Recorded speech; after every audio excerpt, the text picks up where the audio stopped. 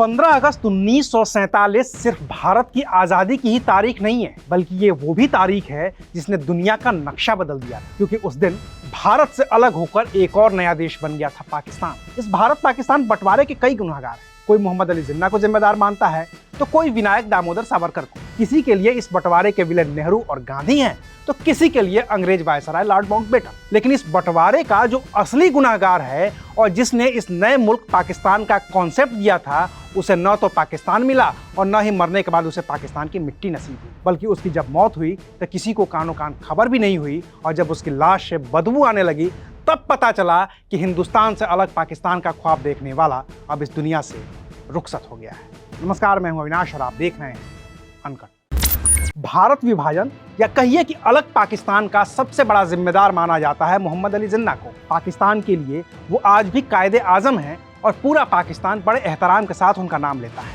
लेकिन मोहम्मद अली जिन्ना ने जब गुलाम भारत में अपनी राजनीति शुरू की, तो उन्हें हिंदू मुस्लिम से कोई मतलब ही नहीं था। वो एक अंग्रेजीना मुस्लिम थे, जिन्हें न तो नमाज से मतलब था और न ही शराब से परहेज। उनमें कोई भी ऐसा गुण नहीं था जिसकी वजह से उन्हें मुसलमानों का रहनुमा कहा जा सके। लेकिन 1933 में तैयार किए गए एक मसौदे ने मोहम्मद अली जिन्ना को कुछ यूं बदल दिया कि 1940 आते आते मोहम्मद अली जिन्ना अलग पाकिस्तान की मांग पर अड़ गए और इतनी जिद पाल ली कि अगर माचिस की डिबिया के बराबर भी उन्हें एक जमीन का टुकड़ा बतौर मुस्लिम दे दिया जाता तो वो उसके लिए तैयार थे। इस पूरे बंटवारे के पीछे एक छात्र का दिमाग था जिसका नाम था रहमत अली। रहमत अली कैम्ब्रिज यूनिवर्सिटी में ग्रेजुएशन का छात्र था। 28 जनवरी 1933 को उसने एक मसौदा तैयार किया। 4.5 पन्ने के इस मसौदे को उसने शीर्षक दिया now or never, are we to live or perish forever. इस मसौदे में उसने लिखा था कि अगर मुसलमानों को अपना अस्तित्व बचाए रखना है तो उन्हें हिंदुओं से अलग अपना देश चाहिए होगा। अपनी बात को विस्तार देते हुए रहमत अली ने लिखा था कि भारत के उत्तर पश्चिम में मुस्लिम आबादी की बहुतायत है। पंजाब,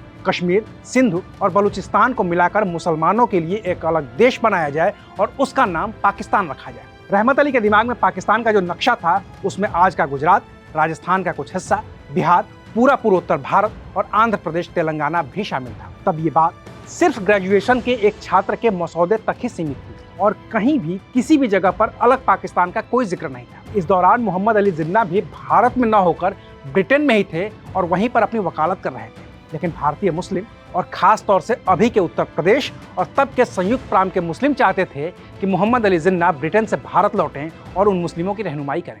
ऐसे में जिन्ना के सबसे करीबियों में से एक लियाकत अली खान ने भी जिन्ना से भारत लौटने का आग्रह किया और तब 1934 की शुरुआत में जिन्ना ने लंदन का अपना मकान बेच दिया, अपनी वकालत बंद कर दी और हमेशा के लिए भारत लौट आए।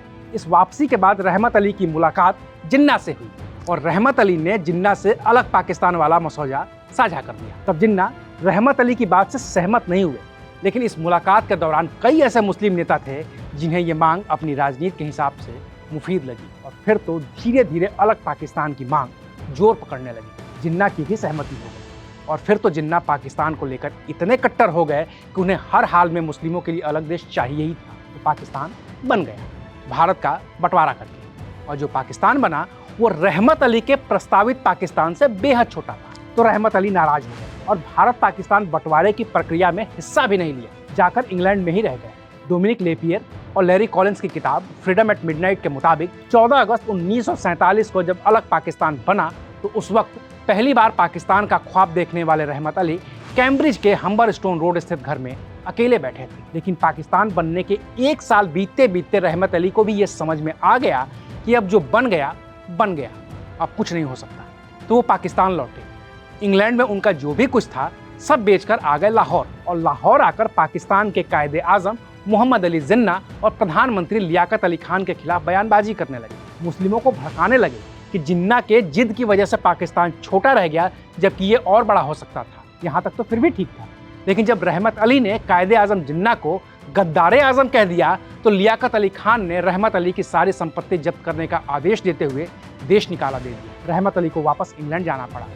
पैसे उनके पास थे नहीं तो कर्ज लिया, कर्ज नहीं चुका पाए तो दिवालिया हो गए, और ऐसी ही गरीबी में 3 फरवरी 1951 को रहमत अली की मौत हो गई। उनकी मौत का पता तब चला जब पड़ोसियों को बदबू आने लगी, लेकिन कोई था ही नहीं कि रहमत अली का अंतिम संस्कार भी करता। तो कैम्ब्रिज यूनिवर्सिटी ने रहमत अली का अंतिम संस्कार किया। कैम्ब्रिज के न्यू मार्केट रोड कब्रिस्तान में 20 फरवरी 1951 को रहमत अली दफना दिए गए। हालांकि इससे पहले ही जिन्ना की मौत हो चुकी थी। और जिन्ना की मौत के वक्त भी जिन्ना के शरीर पर मक्खियां भिनभिना रही। ये कहानी फिर कभी। आज के लिए इतना ही। शुक्रिया, आप देख रहे थे अनकट।